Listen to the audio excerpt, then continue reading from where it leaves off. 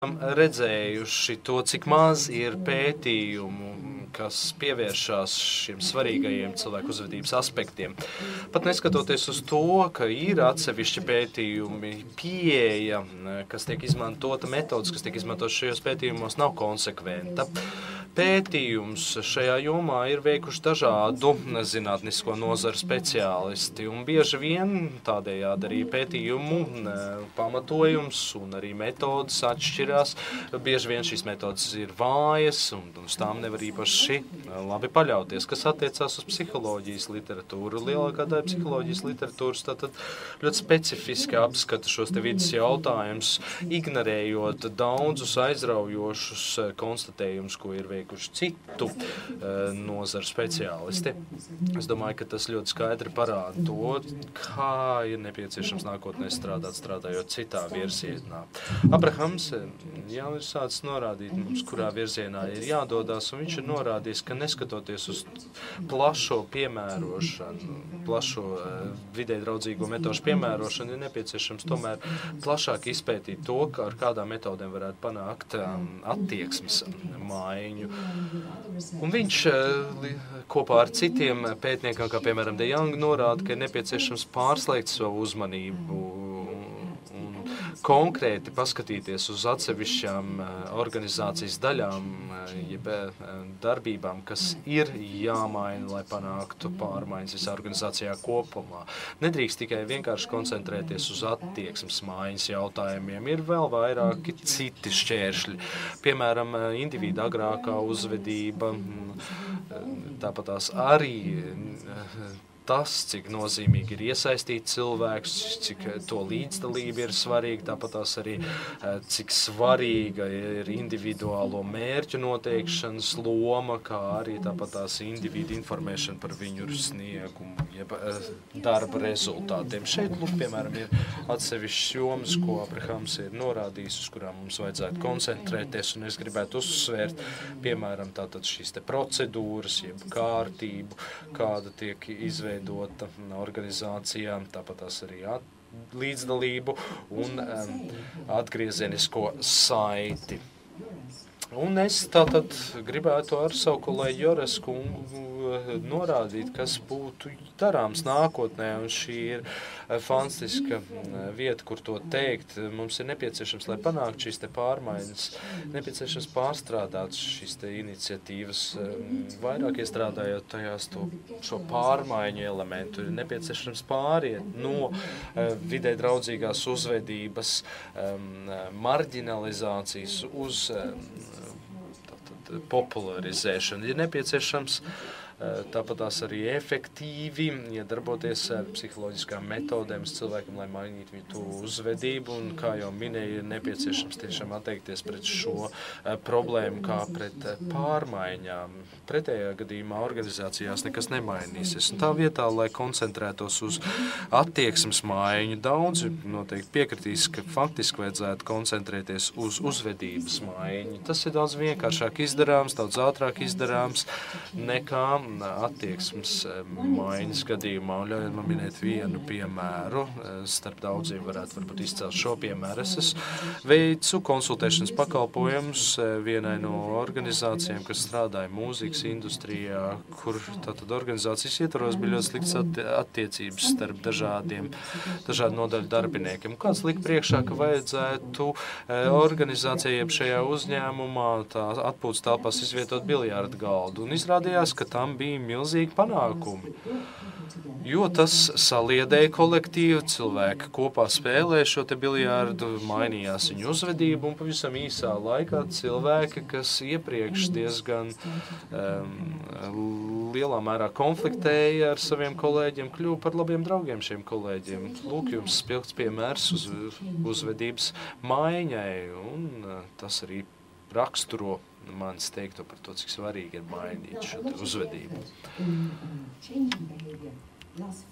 Ja mēs runājam par uzvedības pārmaiņām, tad lielākoties tad iepriekš tika mēģināts cilvēkus vienkārši orientēt kaut kādā konkrētā pārmaiņu virzienā, bet cilvēku piespiešana varbūt nav pats labākais veids, kā panākt pārmaiņas. Daudz efektīvāks veids ir cilvēku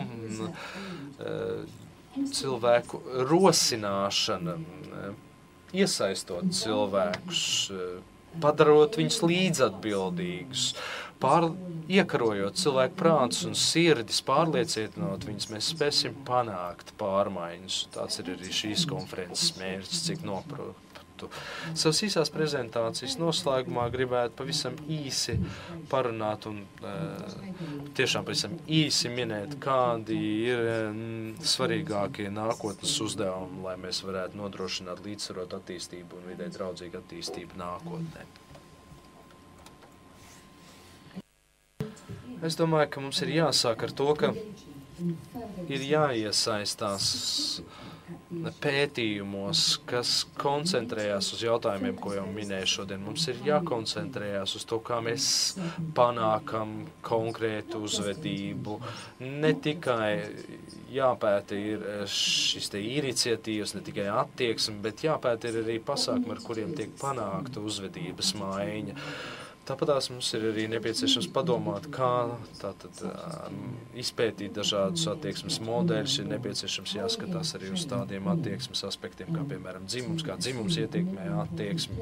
Tāpatās arī jādomā par to, kā sievietes varētu plašāk iesaistīties zaļas un līdzsvarotas izaugsmes nodrošināšanā, jo šobrīd sievietes nepilnīgi, nepietiekami iesaistās izglītības programmās, piemēram, vides zinātņu nozarē un fizikā, piemēram, tātad sieviešu, meiteņu studenšu skaits ir apmēram 40%. Un kā jau minēju, mums ir nepieciešams iesaistīties plašākos pētījumos, kas būtu visaptveroši, pētījumi, kas varētu precīzi norādīt, kāda ir konkrētu iniciatīvu pasākumu ietekme uz šo procesu tālāko virzību. Un izpētes projekts varētu izskatīties šādi. Kaut kas pavisam vienkārši. Būtu interesanti, teiksim, izspēlēt dažādus scenārijus, izveidot šo te kontrolas grupu un salīdzināt kontrolas grupas rezultātus ar dažādām intervencēm, kas ir uz tehnoloģijām balstītas. Mēs varētu salīdzināt šos te divas pieejas ar manis tā saukto sociotehnisko pieeju, metodi, kas faktiski tātad apskata individu rīcību, izturēšanos. Es neesmu spēlētāji pēc dabas, bet es labprāt sadarētu ar jebkuru, ka šīs te iniciatīvas, kas tiktu realizētas balstoties uz sociotehnisko metodi, būs daudz veiksmīgāks nekā pārējās divas minētās metodas. Dāmas un kungi, gribētu noslēgt savu prezentāciju ar šo te modeli, lai jūs varētu to iegaumēt un varētu tiešām gūt jaunas vēsmas, lai gūtu šīs jaunās vēsmas, ieelpotu dziļi ar jaunu jaudu.